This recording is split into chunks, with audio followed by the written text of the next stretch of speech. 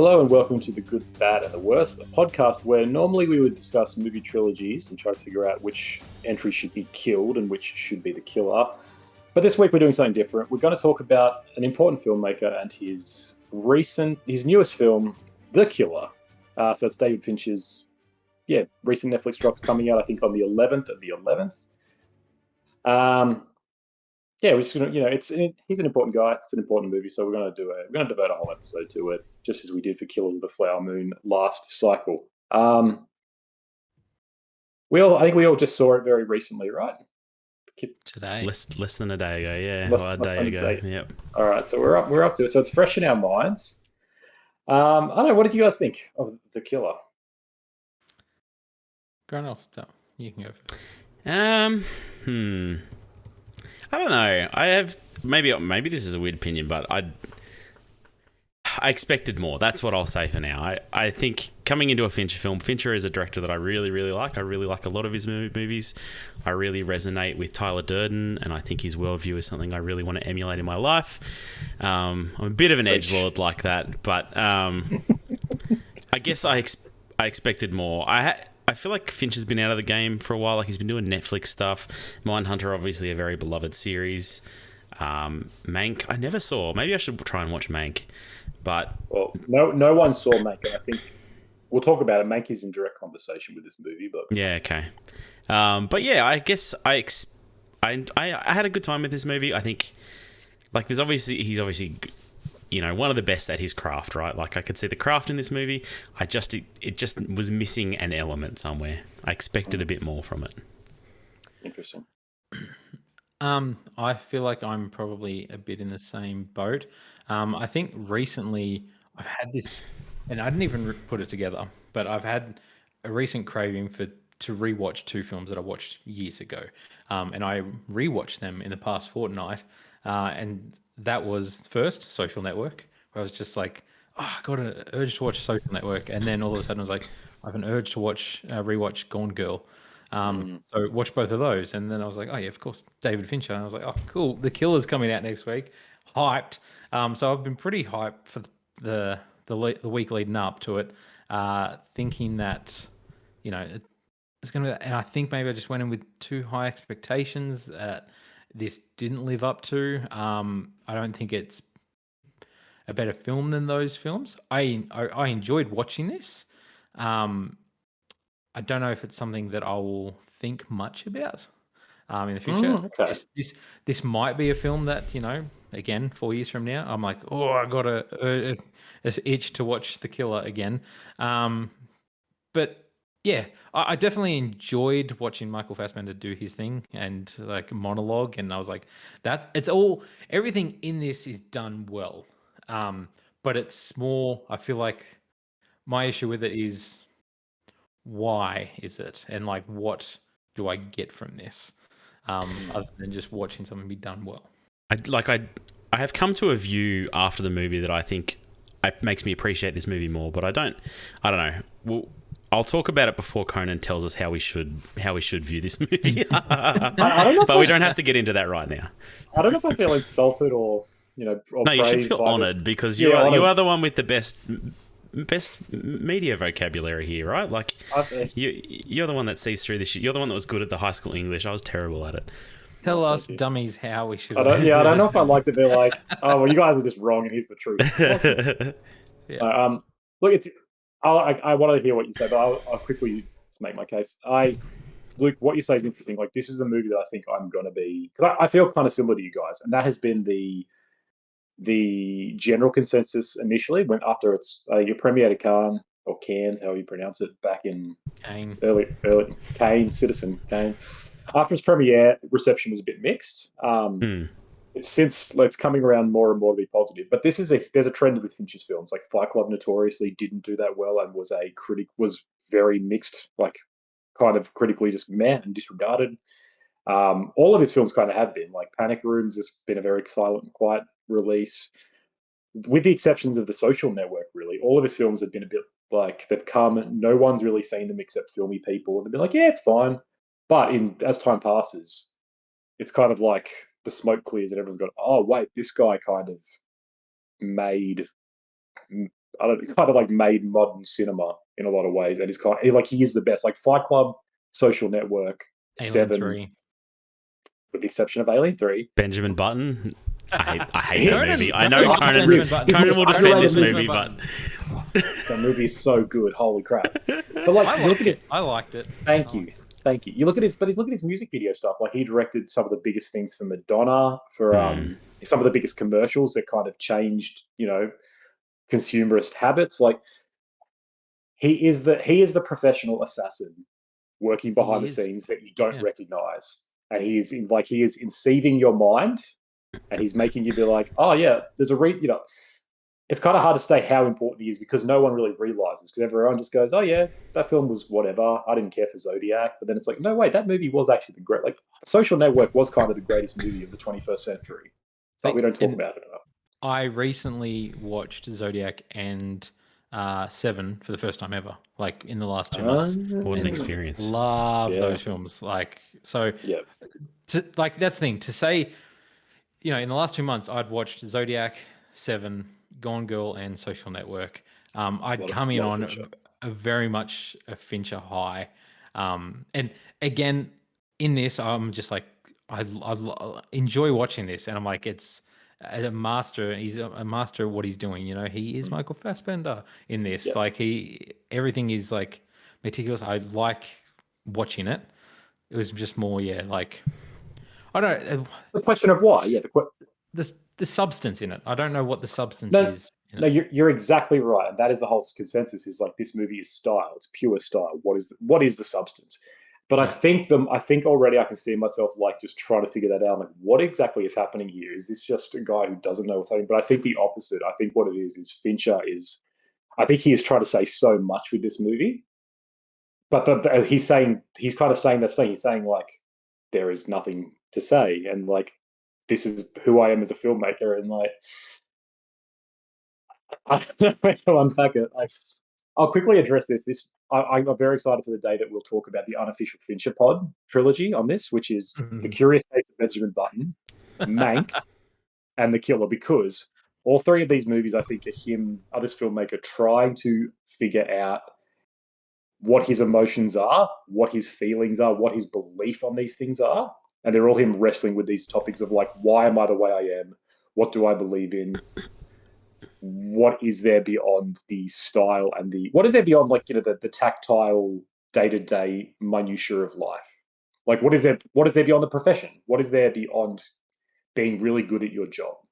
Or what is there beyond, and all of those three movies, so they're not, I think they, there's been things since Curious Case, but like Mank and this, I think are him directly trying to figure this stuff out. And that is the substance, which doesn't feel like substance, but this is, again, a movie I think in 5 years, I and hopefully a lot of people will be like, The Killer was the movie of the 2010s. And it'll be like, the 2020s. And it's like, this defined that decade because of X and Y.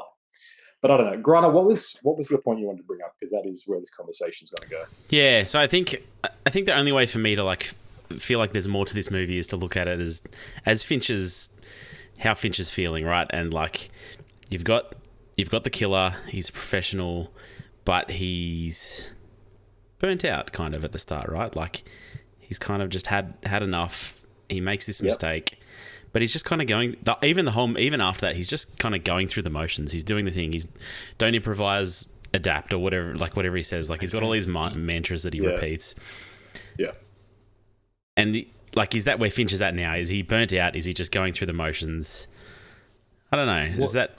That's where I kind of... Was Benjamin Button his miss? Did he miss? Was Mank the miss, I guess, was the other thing I thought. I think that is the external consensus. Again, so this is all stuff Fincher denies. Fincher is he's going on record, denies, like, this is not about me.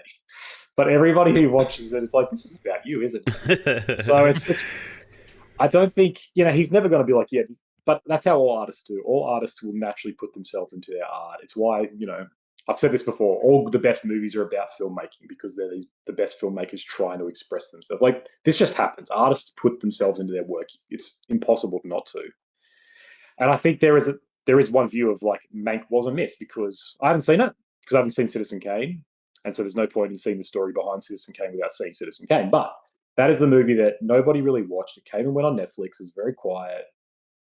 It was written by his dad, and his dad, I don't think, was a formally trained screenwriter. It was more of just a passion project.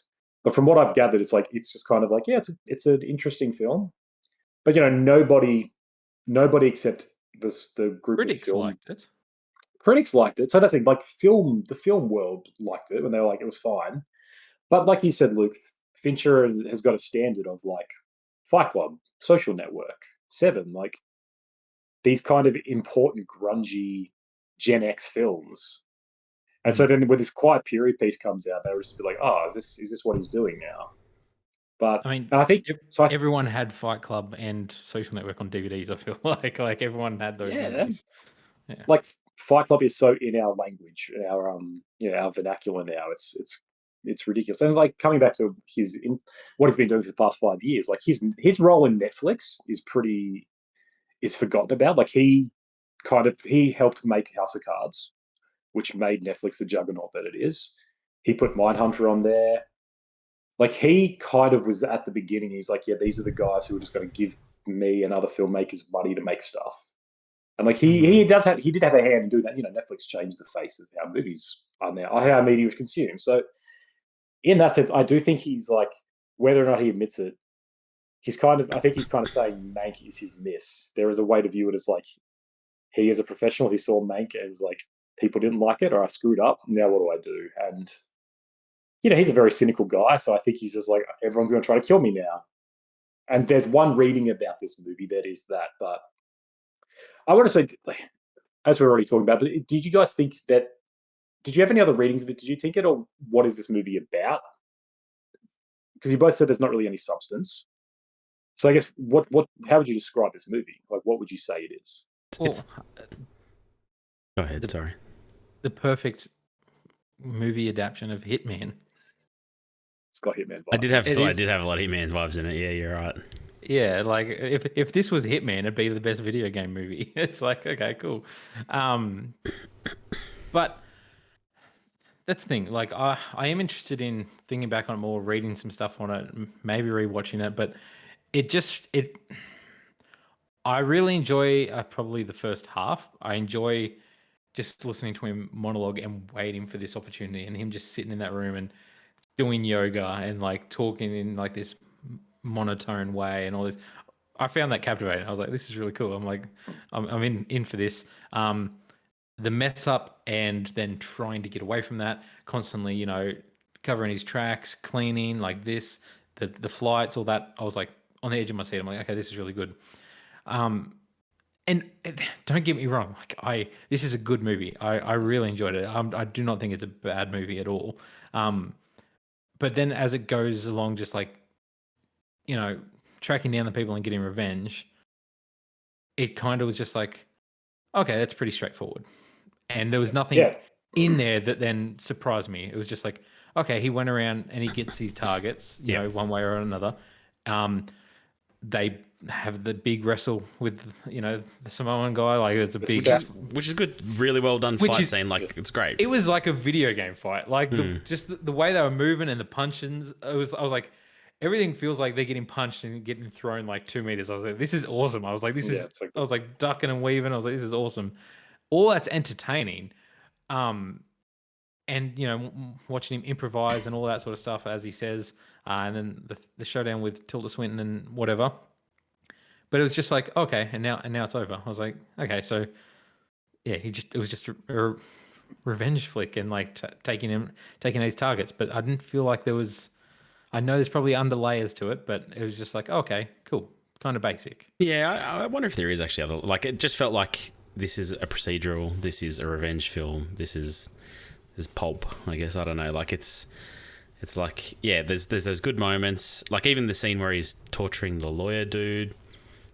He puts the 3 nails through his chest, and he's I should have like 30 minutes. What's going on here? And he's dead. Yeah, he's just like shit. And there's almost like a I don't know, almost a black comedy element to this. Like between that moment, like there's a few moments like that are pretty funny, pretty good.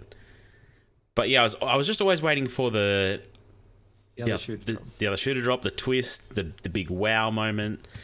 but it kind of goes out with a fizzle. He doesn't end up killing the guy that gave him the job originally, right? Like he just lets him go, and like understandably, so there's logic behind it. But I guess I was expecting something more. As I said, no, you're totally right, and I've had the same thing. But now I'm also wondering, like, is that absence of substance the substance? Now, this is going to sound wanky, and this is going to get into some, maybe I'm just trying to defend David Fincher till I die, but I wonder if there is something to be said for, like, this is it's a perfect exercise. That's one way to view it. It's like, this is just the perfectly executed basic revenge film, because, like you said, Luke, the plot's very simple. Like, the plot is literally just, I've got to go to A, B, C, and D. It's literally divided into chapters. Yeah. And even though he solves them all, there are small complications, but never personal. It's never big twist that takes it down another road. No. No twist, there's no mystery, basically this is like a revenge film distilled down into its finest form and just like perfectly executed. It's like, this is exactly, because I think the pacing of this movie is phenomenal. I think it's a slow burn noir. It's exciting when it needs to be. Like, that fight scene is amazing, truly just like phenomenally shot, I think. The absence of dialogue is really good, but I think there's an intentionality behind all of the lack of substance. The fact that he pretty much says no lines, all of it is like everything in this movie is from his point of view, and everything is very we see it's what he's seeing. He's in every shot, or it's what he's physically witnessing. We never get it. No one has any names. They're all just their titles. It's the brute, the lawyer, the client. He's just the killer. Yeah. Like, we get told he has a relationship with somebody. We don't know what that relationship is. We don't know how, or why or how. It's like, this guy's clearly a sociopath. How does he have anything? Like, and all of this, I think, is intentionally done to be like, because every other revenge film would delve into that and be like, there's an espionage element, there's a mystery, there is personal stakes. He's like, they've got my family, but this is just like, no, this is actually kind of the opposite of that. It's a subversion of that as well, where it's like, it is all the stuff that a revenge film needs to be a good revenge film isn't in here. There is no personal stake. There is no reason for this. There is no actual character investment or involvement. It's like, no, this is just a professional doing this profession. This is this genre being executed as we want to see it. And I think it's hard to watch that and not go, why is this though? Why is this existing? And that's where you get into all these questions of, why is Fincher making this? What does this mean? Is there value in just seeing perfect filmmaking? And so I don't know if your average person sees this on a Friday night, and this is what's interesting, because this wasn't on the top 10 in Netflix. This was not in the just released now. I had to go searching for this. It was difficult to find, which I thought was really fascinating. So I'm like, I think that for me, it was the first thing that popped up. I loaded Netflix and it popped up The Killer. So it only I watched it at 8 o'clock. It had only been out for an hour at that point, so maybe it hadn't gotten into lists where it needed to be. I started watching it late. I started watching it at 11 o'clock. Okay. And it was as soon as I booted up Netflix, went into my profile, and it just came up big picture of The Killer. It was just and then, once I went down, it was then continue watching Barbecue Showdown. And I was like, oh, which one? I was like, I'll go The Killer. That's pretty killer. Yeah. Yeah, okay. So maybe it is getting more traction now, but it's just sorry. Do you think do you think there's some story going on that's the whole point of the revenge, is it him protecting himself from these people coming after him, or is it him getting revenge for this person he has a relationship with getting attacked? And is that then some weird conflict of his whole mantra of being impersonal and don't show empathy, but his whole thing is a revenge kick on someone that he obviously feels for, and he's going on an emotional revenge kick? What's your thoughts on that? What is that? I'm going to pass this to Griner. What do you think? Okay. I think this man, I think it's a weird question to ask about this movie, because I don't think it gives you enough to work on to know, right? No. But that's why it's the question to ask. That is exactly the question to ask. Because you know it's like, what is it? It's like, there has to be motivation here. We only know that because we know movies, right? We only know that because we know revenge stories. I know, I get what you're saying, doesn't make it a good movie. I guess that's what, I mean, how I feel. It's a good movie. It's an okay movie. So you don't think the craft is? I think the craft is there. The craft is 100% there. Oh. I still need a reason to want to watch it. I still I never engaged with Fast. Like I enjoyed his monologue. Like that's entertaining to listen to, but he's not a character I want to. Like people talking about this being a series of movies now and stuff like that. Who knows if that's right? But who's talking? Yeah, that's. I know. I have definitely seen that. Apparently, Fincher wants this to become a serial. It's like a series of movies. Oh, okay. Which almost undermines this whole theory, in my opinion, a little bit. I don't think Fincher would do that. I think he would be way too like. I mean, he's never really done that, has he? He's never. He's been. No, he's not like I'm too good for series. He wanted to do Girl with the Dragon Tattoo Part 2, but I think he's also like he's had a long string of failed things that he's the Alien 3 guy. He's not going to be like, yeah, I'll do what a production company wants me to do. That's why he went to Netflix. I don't think he would be like, oh, they want me to do The Killer 2. I guess I have to. He will be like, here's the thing. Fincher's whole thing is, I don't give a fuck. Which, by the way, is exactly what The Killer says. Like, Fincher's whole shtick is he's like, I don't give a shit about you. I don't care what you think of my movies. Yeah, I think this is autobiographical. Like, I think it's. Conan thinks every movie is autobiographical. I know. To an extent. To the Oppenheimer thing. Yeah. Like, yes, that to an extent, yes. Like, I don't think you can say that there's not that element. I think, without a doubt, there is a part of.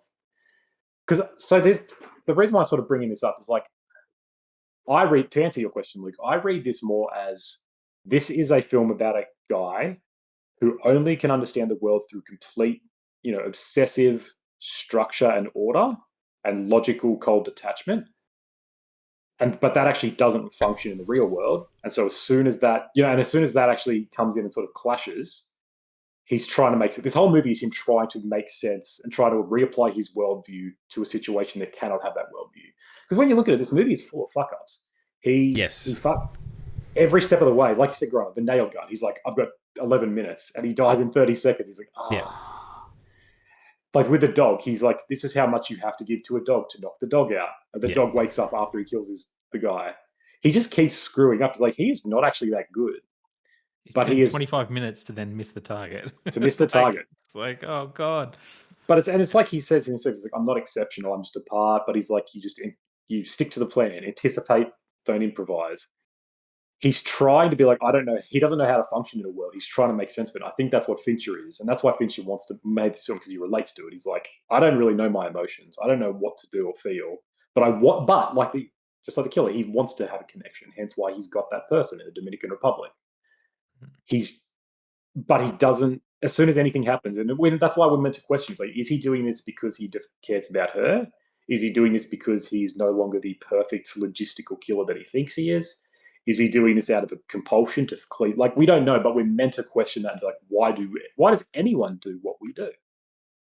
And like, so two things I'm interested in. Like, obviously, I get leaving the guy alive at the end, but it's, a bit of a threat of like, I'm good at this, but despite my mess up, I'm good at this. Despite all the evidence to the contrary, I'm good at this. Despite the evidence to the contrary, I could kill you right now. What do you think? And like, obviously it shows at the end he's like sitting back in his awesome house, like luxurious house. The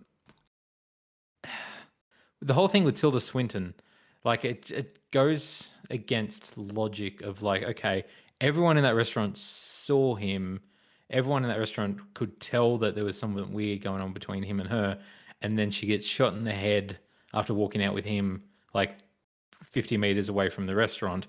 Surely a nice restaurant like that would have had cameras or whatever. And so like, can he then live a peaceful life? Or like, I don't know. It just feels weird to like show himself like that. And I know it's telling a point of that, but then is it just like, now I can rest or whatever? But I don't know. It was confusing to me of like why it was so just, out there. Grant, I'm interested in your thoughts. Oh, I don't know that I know, right? Like, it is strange. I thought her kill was weird. I mean, obviously he had to do something because she had a knife and he knew that she was, he knew not to trust her. Yeah. But is it because he's in the Dominican Republic? There's no, laws, as in laws, and that's why he's the fine easy answer, to right? escape the thing, but that's the easy, or the easy answer I think is this is a revenge film. Like tie this to the fight scene, right? There are moments in that fight scene where like you see the punch land and you feel Fassbender's head fall off. Yeah. But then he just keeps going. Like he gets uppercutted by this dude who is about 8 foot tall, 600 kilos of muscle, and he just shakes it off and he keeps fighting. He gets thrown across the room, like numerous times. Yeah. And it's like that's nonsense. But in this genre of film that we've been trained to see, that we've seen a million times, this is how it goes. The quote unquote hero, the protagonist, like survives the fights with the bad guys. Yeah. And so part of that, there is a sense of like, this is how these narratives end. The good guy, the hero, the protagonist, whatever, kills the people. He retires to a life of luxury. So part of it is just like, this is how these go. There actually doesn't need to be a logic. But the other part of it, I think, is this movie, like I said before, is so subjective that it's like that we don't know if that's happening at all. Like, for all we know, that's completely in his head. For all we know, this is like this is a hallucination. This is a fantasy. I mean, the other thing I thought partway through, like, at the start, he talks about how the UN said sleep deprivation isn't considered torture. Like, he's obviously very tired. Is like, is this going to be all a dream or something? Like, would Fincher do that? And like, maybe that's what it is. Who knows? I guess, but there is something. He wakes up, takes his shot through the window, and hits his target. Yeah, nails it. He's like, that was wild. Anyway, I think that's all. Like, it's this thing in a movie that is all about being precise with your craft and being like every choice matters so much so that it's hard, I think, for a reviewer to not be like, yeah, you are telling me how good you are at making a film. That's why I'm engaged in watching this. I don't think it's that's why I'm like, every choice he makes, it's like, why is that happening? Have I missed something? Is this hollow? To me, I'm like, no, the film is so obviously saying it's not. It's saying, I know exactly what I'm doing. Here's something that doesn't quite make sense to you. It's like, okay, but I've been told to know what you're doing. So to me, I'm like, it has to be some reason. And that's the questioning, I think, that is is the substance to it. Is like, it is these weird senses like, why is this necessarily happening? Is that real? What's the purpose of that? Why does he go into a restaurant with Tilda Swinton and just sit down and awkwardly stare at her while the waiter's like, do you need some food? It's like, is he getting more desperate? Maybe. Is it because you said earlier, is he just like stuff all this shit? I'm just kidding. Yeah, is he just over it? He's like, I'm just ready to kill. Is he? There's a couple of moments there where it almost looks like he's going to break and like say something to her, but he never does. It's like, maybe he's so sleep deprived, he's forgetting what he's doing because he's not actually good at his job. I don't know, but like, all of these questions, I think, are meant to be asked and are meant to be like. I mean, even Tilda Swinton says to him, like, she's like, you were kind of expecting to come in here and just be like, no, I definitely need to kill this person based off this conversation. And is that to speak to what you were talking about earlier, where he's figuring himself out? He doesn't know what to do in these sort of situations. And he's just like, okay, wait, no, I shouldn't show empathy. Like, okay, this person, she makes a good point. Like, I'm being emotional about this thing that if they had, missed their target, I probably would have been the person to go to their house to take him out. Like, it's the same.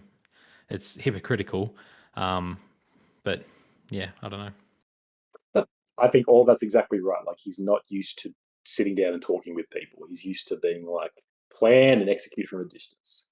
And so now all of his methodology is crumbling. And to bring it back to a Fincher parallel, like, I think that's part of it, where he's like, to be reviewing his life and going, if I make a bad film, does that mean that I'm not good at being a great filmmaker, especially in the legacy of what I've done? Is it being born an old man and growing young? I think all of these are the questions that he's asking, to be like, what does it mean? What I've once thought was so precise. And that's why this movie's so obsessive with being like, here is how you make a damn good film. I'm like, I'm willing to be like, in 10 years go, oh no, that was all just me on the hype. This film's actually pretty empty. It's pretty basic. But because compared to something like compared to The Social Network, right? That movie gets so much of its power from the fact that we are all aware of Facebook and what it does. if you made that about something else or something fictional, and it was just a tale of these like two jerks becoming billionaires and creating something Take important, something away. it would be like that. That was fine. I don't think I'm it'd be not as convinced. I'm not convinced. I think that I really like that movie, and I think it stands on its own, in my opinion. Like, just because it anchors it in the relationship that breaks down between Mark and Andrew Garfield.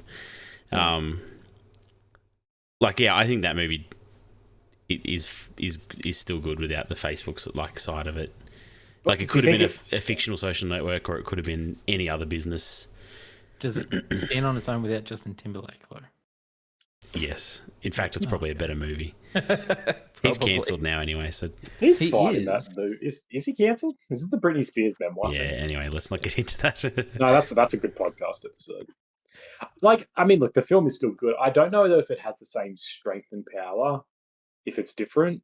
Same with, like, if Fight Club wasn't so resonant to capturing, like, the generational anxiety. That wouldn't be like the important film that it is, where it actually changed people's lives and made people go out and fight and become proto-fascists or something. Whereas, and so I think I feel like there is the same logic here, where I think in time, because this isn't about something as relevant or as it hasn't been as impactful yet, I don't think it's, at first we'll be like, yeah, whatever, but I wonder, if in time it's like, there'll be so much discussion and analysis of like, oh, this is the perfect subversion of the genre, and this is yada, yada, yada, yada. And I wonder if in time it'll be like, wow, we didn't know how good we had it when Fincher was dropping films on Netflix. Maybe. I'd like to be impressed by this movie in 10 years. Like, I'd like to look back on it and like it. But yeah. Do you think part of it was for you, Grant, was you had your hopes, or you had high hopes? Or I had high, like, I wouldn't say my hopes were like sky high or anything, but I definitely... I was keen for a Fincher movie that wasn't a period piece, for sure. Like, that's where I was at with it. It wasn't a period piece and wasn't true crime. Because I'm not the biggest Mindhunter fan either. I know people love it. Are you not a Mindhunter? Oh, okay. My wife likes it, and I was just like, I got bored. I don't know. I've been Googling it since the start of this podcast, and I was going to ask you afterwards like, if I should watch Mindhunter, because I'd never watched it. But I love Mindhunter. So good. Yeah. It is good. Like, I did watch the first season. But just and not enjoyed it, but just not your thing. Not my cup of tea. I'm not the biggest. I don't want real life things, right? I want things to be fantasy. fake. I like fantasy movies. It was interesting coming away from this movie and looking at like discussion around it and seeing people coming out of it saying, like, this is Fincher's James Bond, or this is Fincher's John Wick. Fassbender's so cool. Like, did you guys feel like that after this movie? Because that feels like the total opposite to what he was going for, in my opinion. Like, Fassbender is an idiot. Like, yeah, he really fucks up over and over again. It's almost a comedy. There's definitely cool action scenes, don't get me wrong, but that's he's a charm. not. He's that character. It is. Yeah. It is right, but he doesn't feel like a character. Like, he doesn't. I had no connection to him. I never felt like he's such a badass. Look at him taking these people out. I was always like, he is going through the motions. He's doing the thing he knows how to do. He's not great. He's not perfect at it. That's okay. He still gets the job done. But he's like a robot almost. Yeah. This is what he's programmed to do, and he's going to go through and carry it out. I mean, again, Fincher has a history of this, right? Tyler Durden is the coolest dude in the world. But at the same time, it's like, no, that's not the point. That's the opposite of what he was trying to say. He's like, he seems superficially enticing, but he's poison. And so I'm like, yeah, like, Fincher does have a habit. Like, this is what you do when you just make a really polished movie. You can make things seem cool. Like, you can just make things look appealing, even if it's meant to not, or if it's meant to be bad. I think there's something to the whole like Fassbender is like just physically, he's so impressive in this. Like, he's super skinny, but he's like very muscular. He's got incredible, like, when he's doing yoga, it's just like, oh crap, this guy is kind of at peak physical performance. And like, he's got there's a charisma, I think, to his, just the fact he never blinks on camera. He always, like, he looks like he's kind of closing his eyes, but he never. Isn't that the opposite of charisma, right? Like, isn't that unnerving? Maybe not charisma, like magnetism. There is something to it. Sure. Okay. Yeah. Of like presence. Yeah, like a presence. Like, he's kind of enchanting. You just watch him, you almost get hypnotized by this like physically impressive specimen. Just like, what are you? Like, you're enigmatic, but I'm intrigued by that. So cool is probably not the right word. You're right. There's nothing like his disguise is not cool. It's intentionally like a bucket hat with a yes. Like even on the poster, him in his bucket hat with his gun, like I don't know. He looks like a dweeb. And it's meant to be. Yeah, I know. think that's all intentional. Yeah, I don't know if I'd agree with this being like his cool suave Bond film. Like I think I agree with you. It's like this is him kind of taking the piss out of that stuff. This is him being like, look at these people. Like look at the idea of a professional cool killer. It's absurd. But what was going on with the sirens and the alerts and the beeping? Because there's lots of scenes where there's very specific siren. Like obviously he's got his watch that's beeping all the time with his heart rate at the start, and then I don't know. Maybe this is just me. Maybe it triggered my recessed autism or something like that. But like, there's a moment where he's like going in and out of the parking garage, and every time he goes in and out, there's an alarm on the door. Did nobody else like pick up on this? No, you're right. Lots of alarms. The door of the office he's in the first scene has an alarm. Yeah. Like the door scan. Yeah, you're right. I don't know, Luke. What do you think? I don't know. Like, I obviously picked up on the sirens and a lot of the.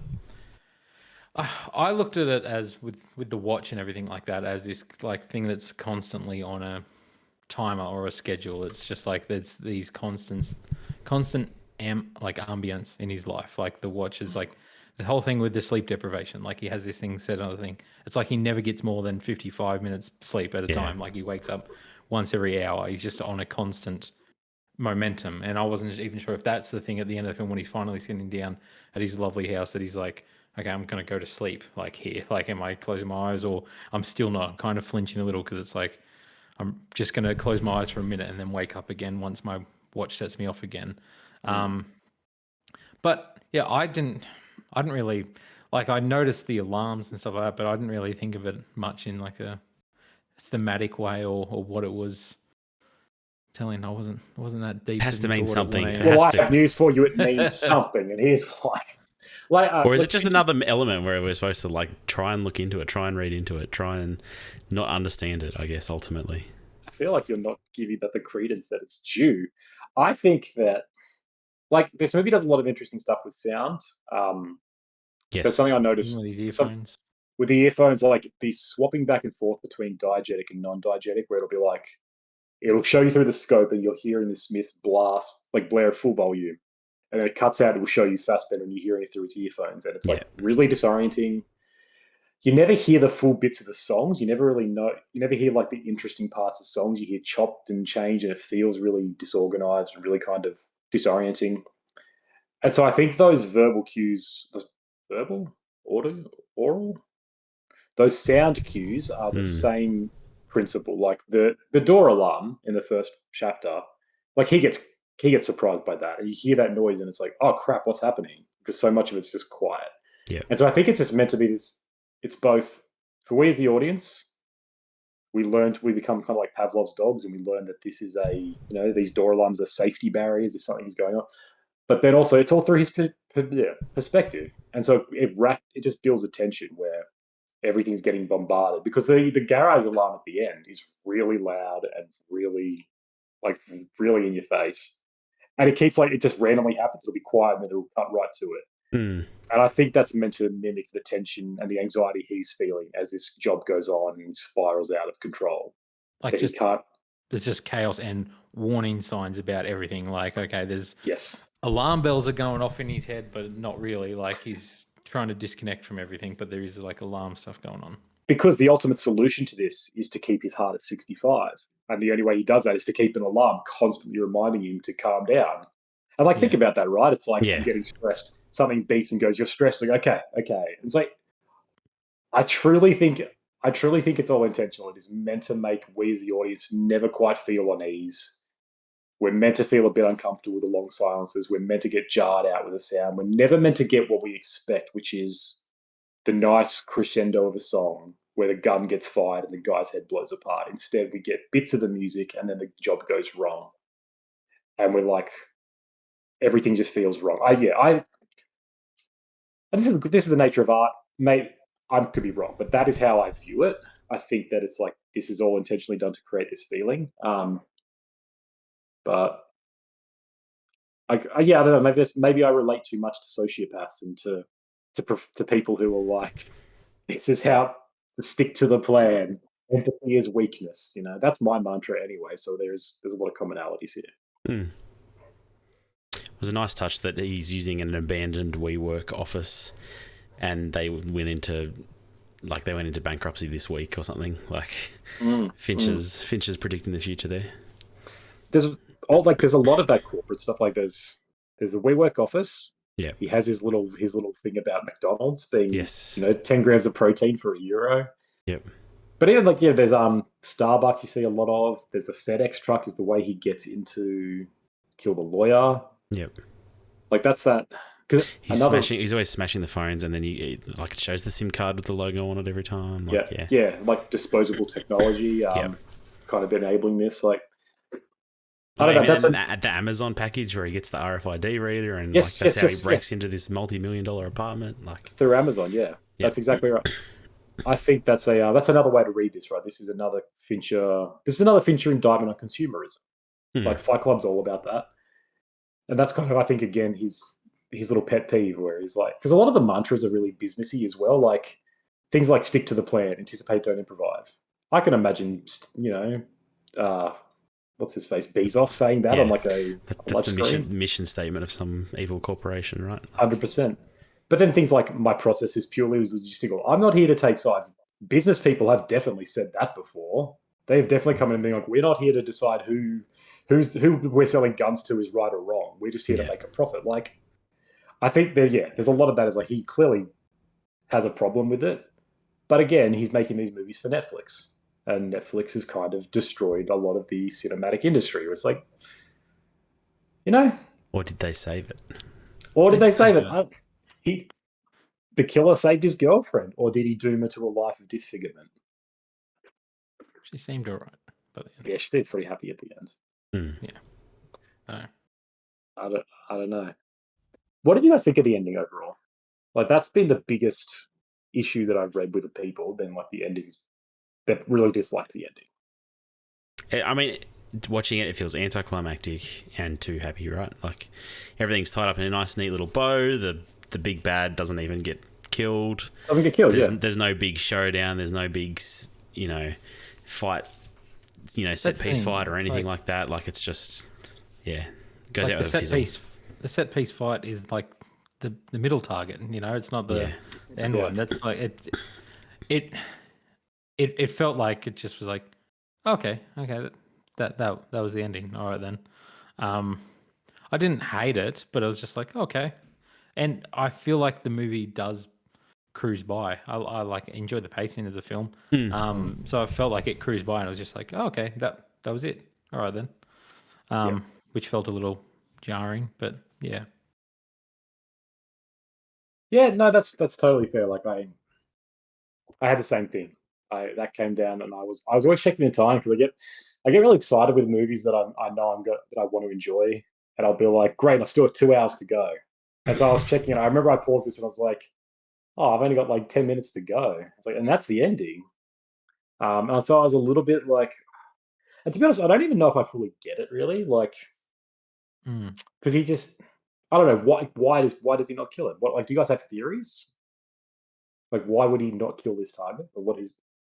So he says he does make the point that like this high, a rich man is going to attract attention from the police, right? Like there's no making this guy disappear. But it's a strange choice. Like why? I mean, I suppose I know why he killed the secretary, but that was another one that where it's like, could he leave her alive? Maybe, I don't know. And I think it came down to the fact that once he was standing across the room from him and talked to him, and it was kind of just like, there is no point to this. Like, this dude is not involved in this thing. Obviously, I think he goes there with either the threat to kill him or to be like, don't pursue this. But it's like, I don't know. I buy that the dude is just like, probably wouldn't have even thought about who this guy was again, or like look to track him down again in the future. Like, I didn't get that from him. I thought it was interesting. I think there's a part where Fassbender reacts, but he doesn't go into it or address it or anything like that. I thought that like the figure that they put on his head was very low considering what all the stuff around, where he's just like, oh, for an extra 150K that they would take care of you. And Michael Fassbender kind of like scoffs because it's like he's probably spent $500,000 traveling around the world in Australia in the last 2 days, and it's like, oh, that's all it was, to put a thing on his head. And I don't know if that came into it. He's just like, oh, this guy isn't going to impact my future. And so it's, I don't know. Yeah, that's a good point actually. But I had the same thought. I was expecting to get 10 million more. This disappears, and it's like, oh, it's chump change for these stockbroker guys. But look at the house. He's like, or is this Fincher bowing down to those tech broker guys, right? Is this him bowing down to consumers and being like, look, I've got to let it go. I've got to let it live. I can't on my own bring it down. It'll bring too much attention to me. I can't take Netflix down. I have to just let it go. I'll have to let it go. I think Fincher is such a cynic in everything he does that there is a cynical acceptance of the world that is consumerism, it will always reign. Doesn't mean he's pro or anti, but you don't solve this issue, right? I guess that's on one hand, you can just take the ending as an interesting, you're expecting payoff. Well, Subversion is no payoff, which your mileage may vary. Or on the other hand, you can take it as I guess internally, because he says something. He's like, he's like, you're 3 feet across from me and you have no idea why I'm here. I don't want to ever see you again. So it's they're just completely different worlds that he, like you said, he doesn't have any real, this isn't personal. And this is kind of what he's been trying to convince himself of the whole time. He's like, this isn't personal. This is purely logistical. So maybe he's finally found someone who is just another professional. And that professional person is a capitalist. So I don't know. Yeah, the ending is the one part I'm still a bit I don't fully know what to make, to get.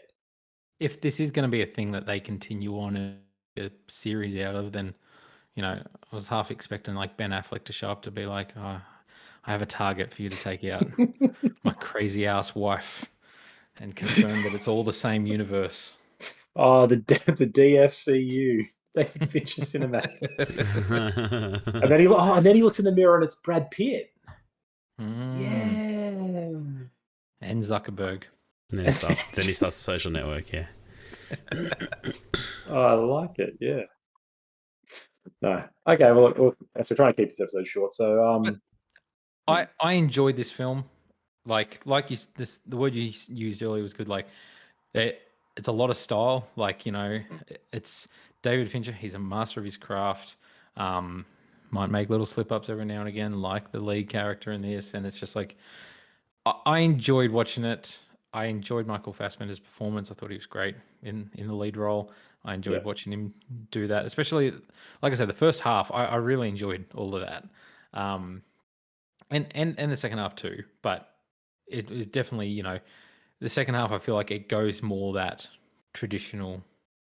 The thing, it's being subversive by not being subversive. It kind of just goes, I'll go out and take my targets out, and then that's it. Yeah. Yeah.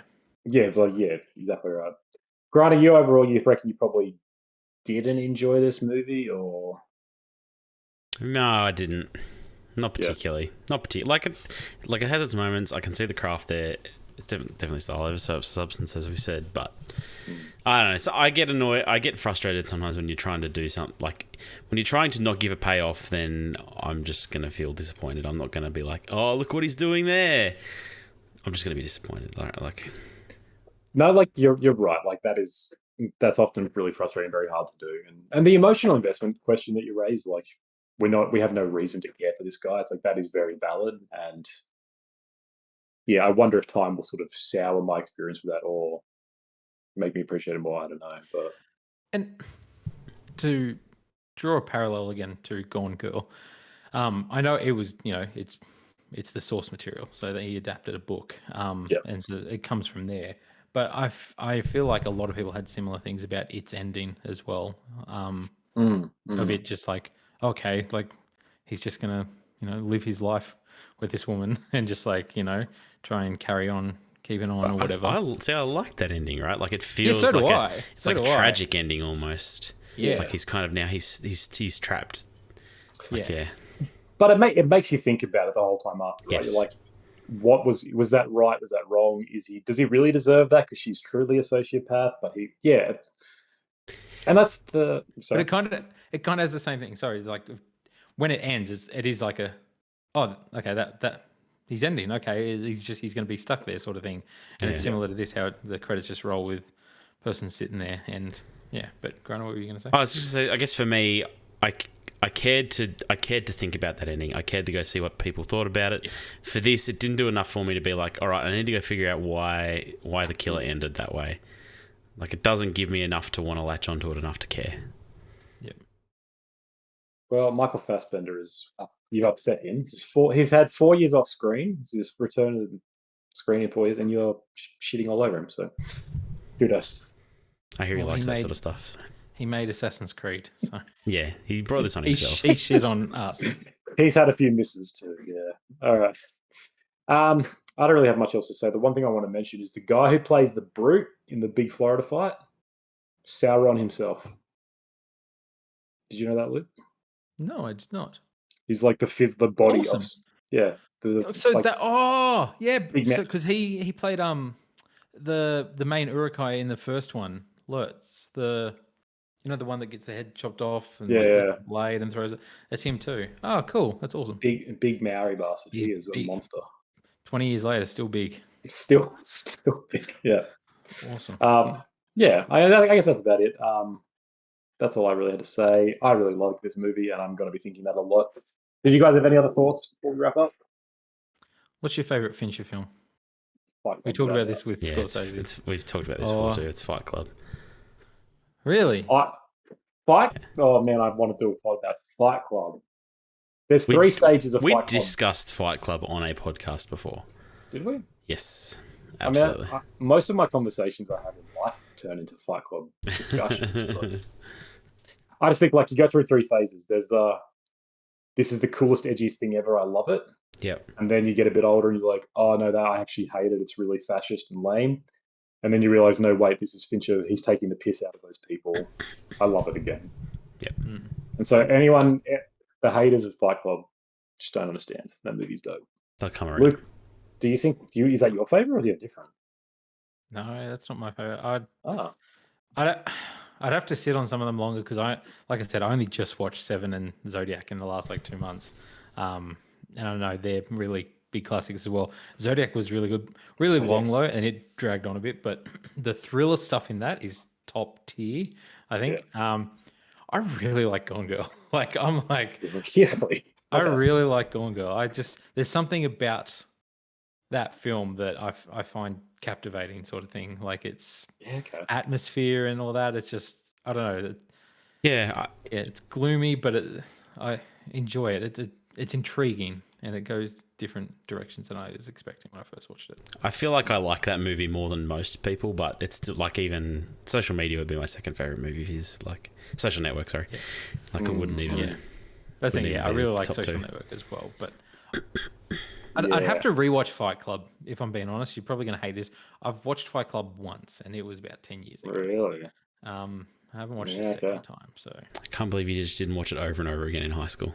Yeah, I thought that was a universal experience. I didn't even watch it in high school. So did I. I didn't watch it until I was a man. I mean, that's when I became a man, really. But yeah. Yeah, I think Zodiac would be my top 3. I love that movie. It is very good. So, yeah. All right. Anyway, we will do another Fincher pod soon. Curious Case, Mank, Killer. Get ready. But until then, thank you everybody for joining us on another episode of The Good, the Bad, and the Worst. This podcast was brought to you by the book I wrote, The Taste of Iron. The sequel's coming out before Christmas, so get ready for that. If you liked what we do here, please like, share, and subscribe. Follow us on all platforms. Give us ratings and tell everybody you know about us. It helps more than you realize. Do we know what we're doing? Are we about to have a live discussion to figure out what we're doing next? Our next bonus podcast content will be Christmas themed. Okay. I would like to put it out there that we do the first 3 Home Alone movies. I think, in my opinion, that's a lock, but Yeah, I'm happy to have definitely think dissenters. it should be Home Alone.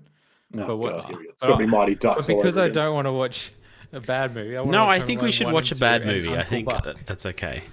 Okay. Well, I'm happy to do the first 3 Home Alone. Conan, have you ever watched Home Alone? I've seen Home Alone. It sucks.